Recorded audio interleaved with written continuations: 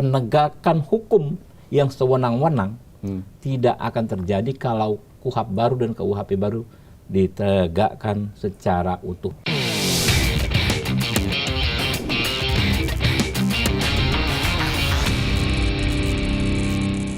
Halo, assalamualaikum warahmatullahi wabarakatuh. Kembali lagi di podcast Bikin Terang bersama saya Diandra Mukni dan saya Rizky Hasan. Hari ini kita mau bahas apa nih? Kita mau kupas tuntas soal apa? KUHP baru dan KUHP baru yang baru saja diresmikan pada 2 Januari 2026 kemarin. Berlakunya 2 Januari. Ini kado nih ya. Kado buat rakyat Indonesia. Nah, kita sekarang sudah kedatangan tamu spesial yang akan menjelaskan langsung kupas tuntas KUHP dan KUHP baru. Ada Pak Habibur Rahman, Ketua Komisi 3 DPR RI. Terima kasih sudah datang ke Bikin Terang, Pak. Dan semoga nanti semua pembahasan ini bisa menjadi lebih terang gitu ya. Sesuai dengan ini begitu. Pertanyaan pertama nih, di KUHP baru pasal 402, nikah siri bisa dipidana, benar nggak? Ya, pertama saya jelasin itu pasal yang diambil dari KUHP lama, 279. Jadi bukan lama. 279 bukan ujuk-ujuk ada ya, Pak? Cuma juga bukan larang nikah siri namanya. Nanti kita bahas ya. Oke.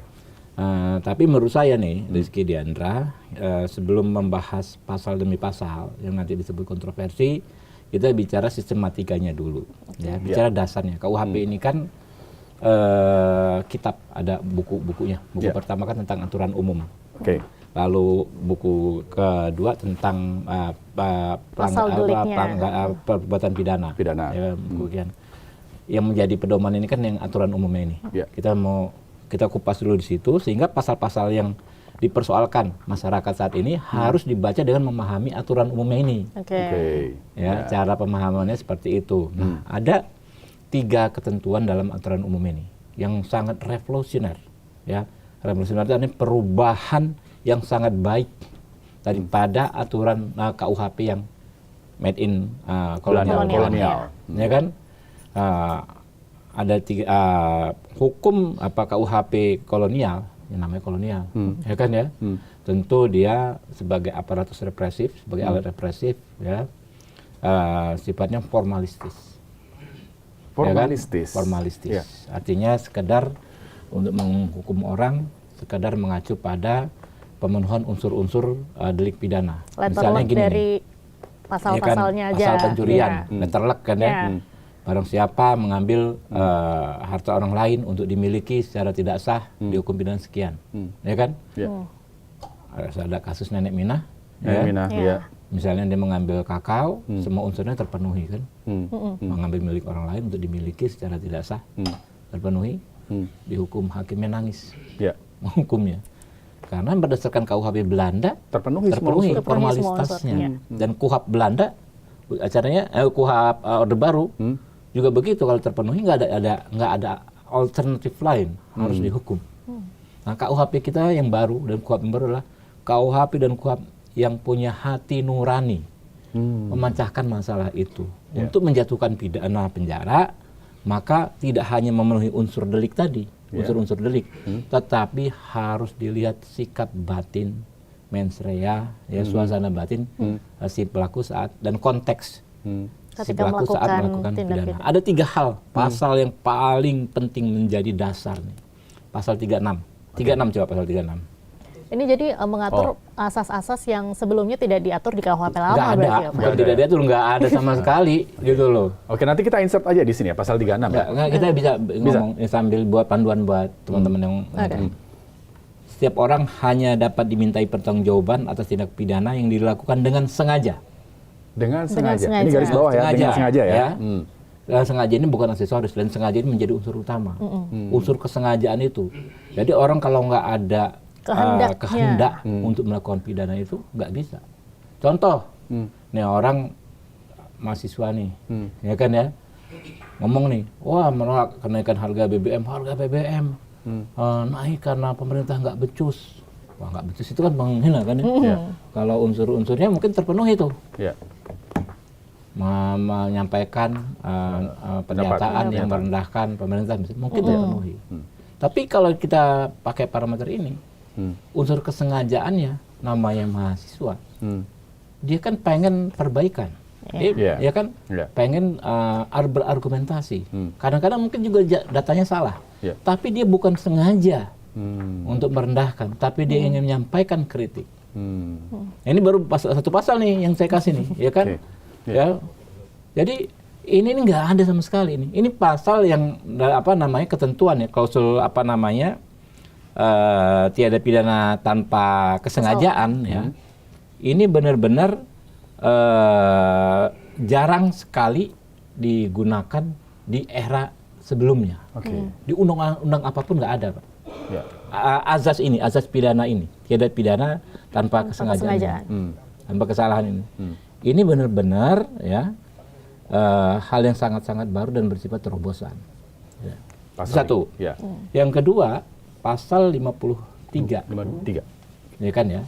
Kalau ini kan secara umum, jadi berlaku sejak mulai dari penyidikan segala macam. Pasal 53, ya kan, hakim dalam menjatuhkan putusan harus mengedepankan keadilan daripada kepastian hukum. Ya betul. Keadilan di depan, kepastian hukum mengantri. Nah ini kan beda dengan gaya hukum formalistik ala Orde Baru dan Belanda. Yang kedepankan formalistiknya. Kepastian hukumnya pokoknya, awalnya. Kepastian hukumnya. Kalau orang sudah terpenuhi demi kepastian hukum, jebloskan. Nenek minah demi kepastian hukum itu. Orang ini kan, karena memenuhi unsur, ya nggak ada alternatif. Kalau nggak, tidak ada kepastian hukum. Di sini dikasih panduan yang jelas. Ya kan? Bahwa antara dua itu ada yang prioritas. Kan cita hukum kita pasal 28 Undang-Undang 45 kepastian hukum yang adil. Ya kan ya? Di cita hukum kita, negara hukum kepastian hukum yang adil di konstitusi kita. Tapi ini bahkan lebih maju dari konstitusi, Bos. Dia tadi dibikin dalam satu tarikan napas. Ya kan ya, satu tarikan napas kan berarti kan equal. Kepastian hukum harus ada. Ini dibikin keadilan di depan daripada kepastian hukum. Percuma. Jadi karena gimana logikanya? Ini pikirkan secara logika tuh, ini kayak yang di TikTok itu kan ya. Hukum itu buatan manusia.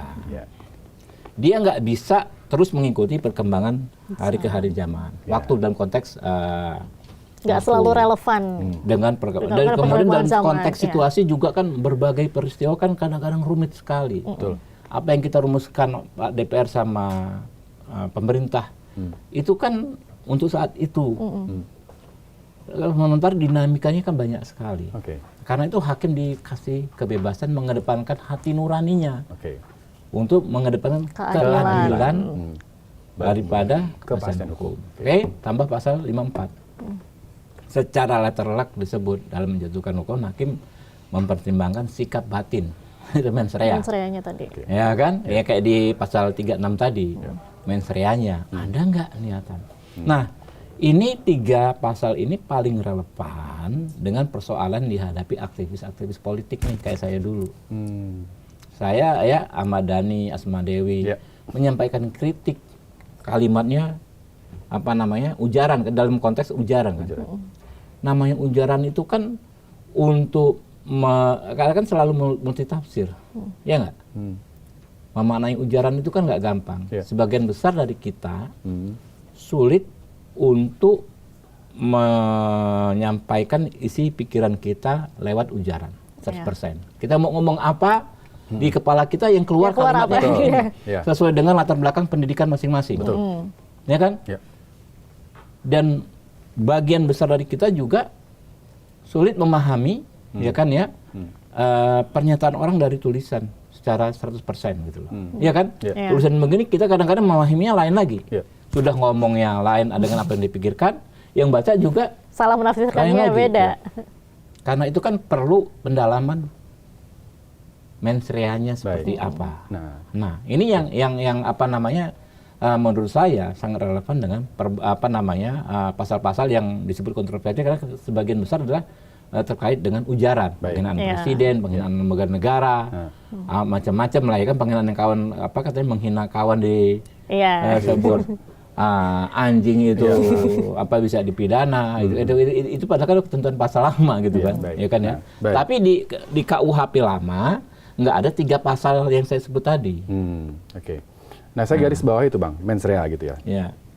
Tidak ada niat jahat. Ini bukannya nanti akan jadi senjata ketika orang misalnya, let's say, aduh saya nggak punya uang nih, mau beli susu anak saya.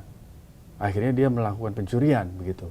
Nggak ada niat, saya nggak ada niat jahat, hanya untuk memenuhi kebutuhan susu anak saya ini nggak bisa minum susu gitu. Itu kan jadi alibi nanti, Bang. Ya itu dia. Makanya disitulah hati nurani yang bisa kita kasih kebebasan hakim yang untuk menyimpulkannya kalau di situ. Tapi sebetulnya namanya penegak hukum ya harus bisa menyimpulkan pada akhirnya.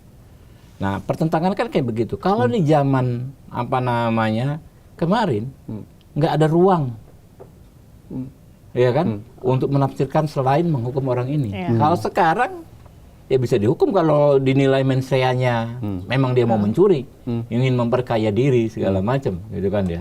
Tapi kalau itu hanya jadi alasan tok begitu. Ya makanya itulah penilaian si penegak hukum di hakimnya, gitu loh. Tadinya kan nggak ada ruang itu, Bos. Nggak ada ruang itu, nggak ada ruang untuk selain menjatuhkan hukuman, gitu kan. Sekarang ada ruang bagi hati nurani itu ada dibuka, gitu loh. Nah inilah terobosan di KUHP baru. Kita lengkapi, kalau KUHP baru ini kan saya cuman 2-3 pasal terlibat dalam perumusannya, ya kan? Karena kan produk DPR sebelumnya dibahas sebentar di periode saya yang periode lalu, baru disahkan. Kalau KUHP, nah itu memang 100% saya terlibat. Baik. Dan di KUHP kita ada restoratif justice. Satu bab sendiri, Bos.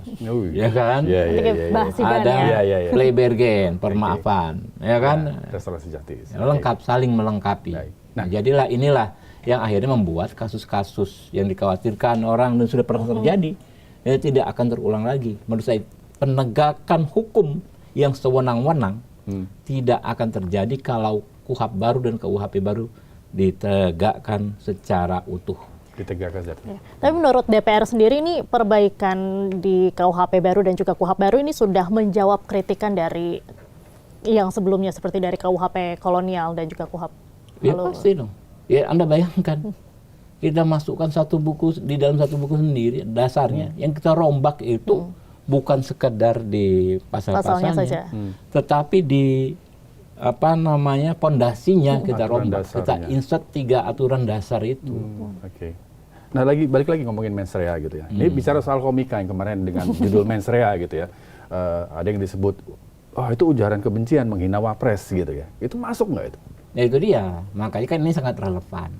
Lagi-lagi kembali ke pasal yang tadi. Menurut saya, ini saya kebetulan, disertasi saya itu adalah penyelesaian restoratif justice dalam tindak pidana ujaran kebencian. Ya kan ya? Nah, seperti masuk ujaran kebencian atau enggak, ya kan? Ya tinggal dinilai. Dia kan ingin menyampaikan kritik, ya kan ya?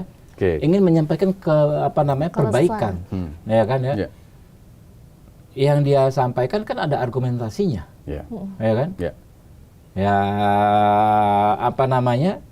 Lalu nanti ada mekanisme yang namanya restoratif justice antara orang yang merasa dihina dengan orang yang dituduh menghina dipertemukan. Oh maksud saya begini Pak, maksud saya itu ya kalau mengelola negara harusnya seperti ini gitu.